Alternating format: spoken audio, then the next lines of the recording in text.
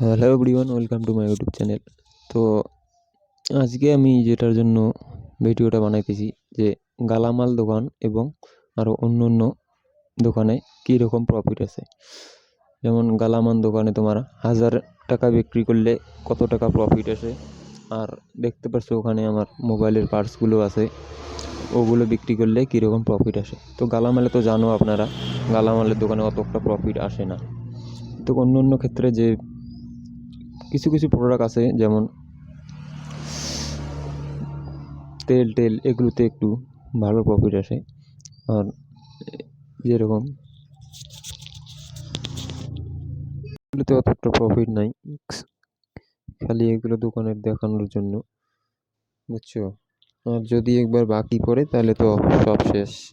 আর গরমের দিনে মোটামুটি তোমার এই যে ঠান্ডা ঠান্ডা বেশি একটু ভালো প্রফিট আসে। মানে আমার মেইন প্রফিট এই যে এখানে তোমার একটা ডাটা 100 টাকা বিক্রি করবে, কেনা পড়ে তোমার 30-35 টাকা। টেম্পার গ্লাস তোমার মোটামুটি 30 টাকা 25 টাকা কেনা পড়ে, বিক্রি 100 টাকা। এই যে কাবার টাবার 25 টাকা 30 টাকা 100 টাকা বিক্রি। চার্জার 100 টাকা কেনা 200 টাকা বিক্রি।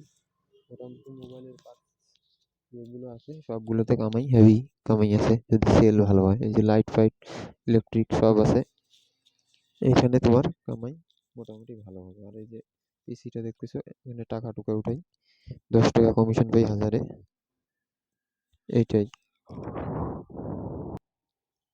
আর এইরকম দোকান যদি তুমি বাজারে দিতে পারো, মোটামুটি মোবাইলের সব কিছু রাখতে পারো, তাহলে প্রচুর কামাই আছে, প্রচুর।